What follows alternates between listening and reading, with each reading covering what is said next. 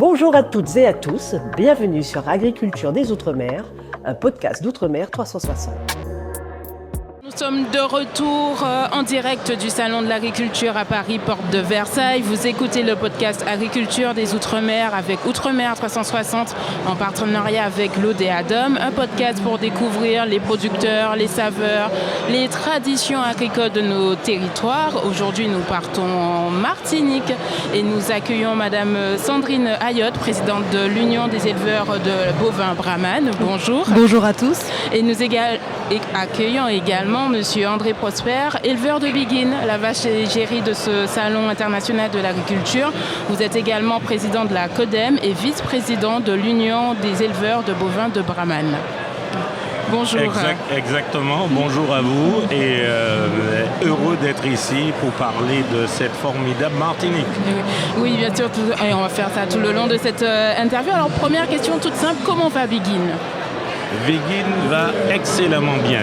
Biguine est chez un éleveur professionnel en Haute-Saône qui l'a très bien accueilli. Biguine grossit, elle est heureuse et elle s'est très très bien adaptée au climat parisien. D'accord. La spécificité, alors c'est la première fois qu'une vache de la Martinique est érigée en tant qu'égérie. Alors pouvez-vous nous parler de cette race Brahman qui est produit sur votre territoire? Alors nous avons une chance exceptionnelle d'avoir une race adaptée au climat martiniquais. C'est une race résiliente, une race rustique et qui a des capacités d'adaptation exceptionnelles, notamment au niveau de la transformation de n'importe quel type de fourrage. C'est un animal qui va vous produire de la viande avec de l'herbe et de l'eau. Et vous me permettrez de dire une chose, c'est que quand on regarde, sans chauvinisme aucun, la capacité d'adaptation de cette vache, ça me permet de croire en l'avenir. Quand des spécialistes vous disent que dans quelques années, avec le réchauffement climatique en 2080-2100, 4 à 5 degrés supplémentaires, on peut se dire déjà que la Martinique et la Guyane française, les deux départements qui font de l'élevage bovin, que nous avons déjà une certaine longueur d'avance. D'accord. Alors cette race est exploitée au sein de l'Union des éleveurs des bovins de Brahman. Alors vous pouvez nous présenter cette organisation? Oui, bien sûr. Mais écoutez, l'UEBB, vous l'avez bien cité, donc l'Union des éleveurs bovins Brahman, est ce qu'on appelle un organisme de sélection qui est agréé par le ministère de l'Agriculture depuis 2008.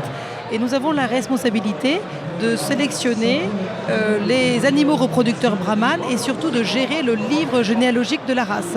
Donc nous répertorions toute leur génétique et ce qui permet d'avoir des références et d'indexer dans un deuxième temps nos animaux. Voilà.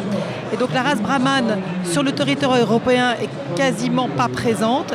Elle est principalement présente donc, sur nos deux territoires, Martinique et Guyane, avec un cheptel sur pied aujourd'hui environ de 4000 bovins à la Martinique et 4800 en Guyane.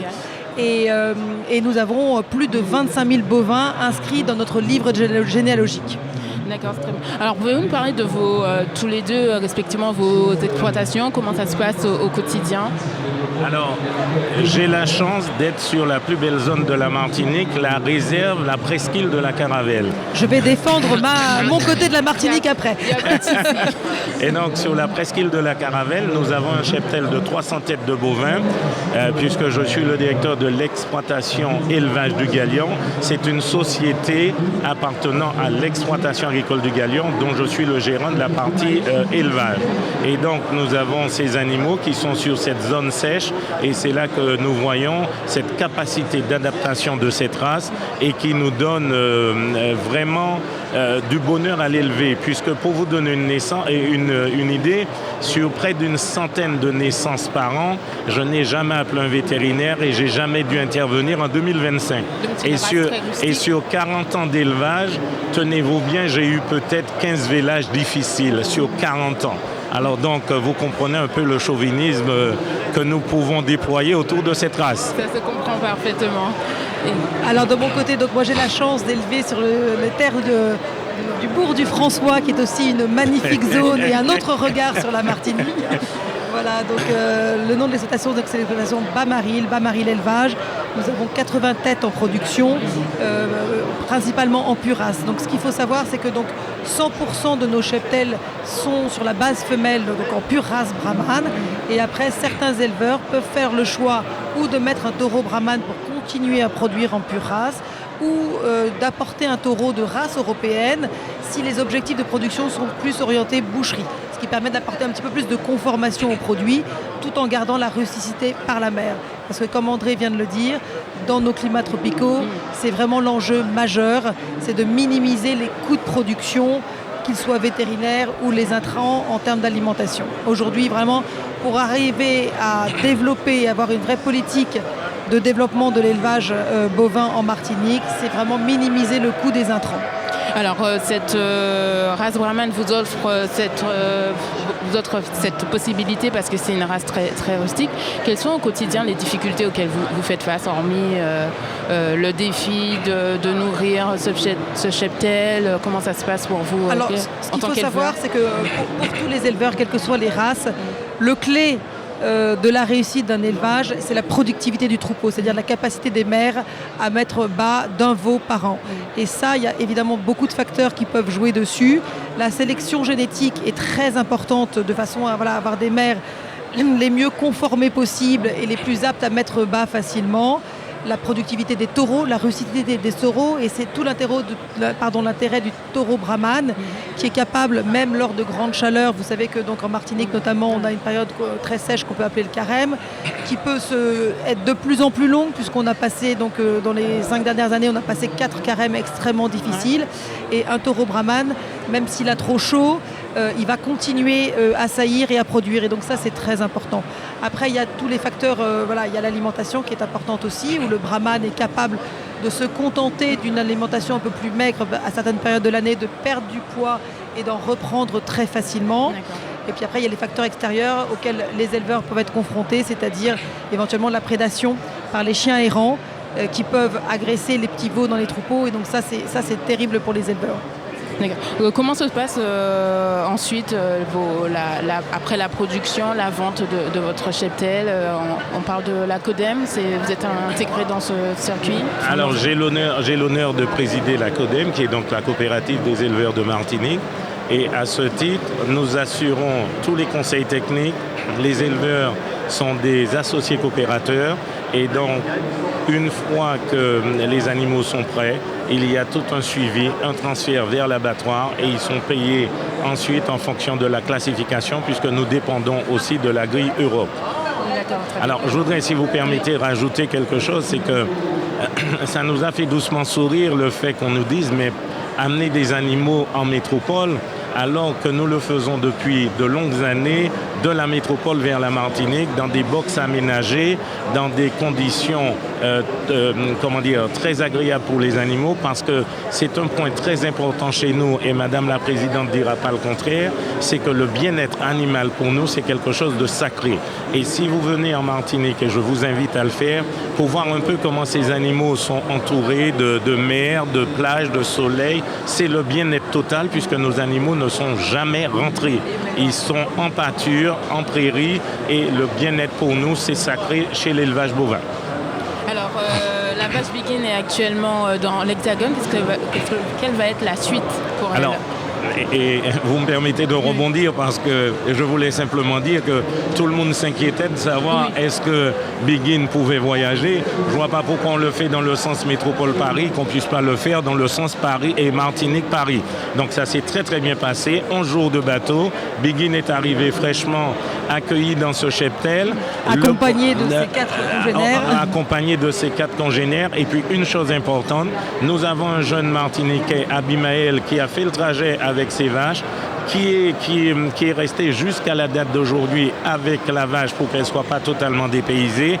Et chose importante, nous avons notre partenaire idéal qui est donc la banane Martinique et Guadeloupe, l'UGP-BAN, qui offre à Begin chaque semaine la quantité de bananes nécessaires pour son bien-être. Elle n'est pas dépaysée. Non, elle n'est pas dépaysée, et c'est pour cela que je rajoute l'importance de garder un peu le confort qu'elle avait donc chez nous en Martinique. Voilà. Donc, votre question était le devenir. Si vous me permettez de revenir juste 2 petites secondes donc, sur la genèse de cette histoire, c'est vrai qu'on a eu une opportunité en étant choisi par les équipes du SIA 2026 pour être l'égérie, la race à l'honneur et l'égérie du Salon 2026 et que nous avons tout de suite voulu saisir cette opportunité et relever ce défi donc, du transport des animaux dont parlait André Prosper parce que évidemment nous avons senti toute l'ampleur en fait l'éclairage qui pouvait être mis non seulement sur notre race mais sur la production agricole ultramarine et sur nos territoires et c'était ça qui était vraiment important et on a essayé voilà, de mailler les choses pour que la lumière soit faite sur tout le territoire. Permettez-moi un petit mot pour remercier notre partenaire l'Odéadom qui a été vraiment un partenaire clé dans ce projet. Mais aujourd'hui, on peut dire que c'était un gros budget d'arriver à monter cette opération, d'être pour la première fois au salon depuis 62 ans, de faire voyager nos animaux. Et sans l'Odéadom, cette opération n'aurait pas pu voir le jour. Donc aujourd'hui, malheureusement, vous le savez que le contexte fait que les animaux ne sont pas là. On a fait le choix au niveau de l'équipe, nous, d'être présents quand même et on attend tout le monde dans le hall 1 sur le stand Brahman. N'hésitez pas à venir nous voir parce qu'on voulait donc présenter notre race au grand public et puis aussi aux professionnels. C'est ça qui est important aujourd'hui, c'est qu'aujourd'hui la race Brahman est présente dans le hall 1 parmi toutes les grandes races du territoire hexagonal et on passe donc un cap très important.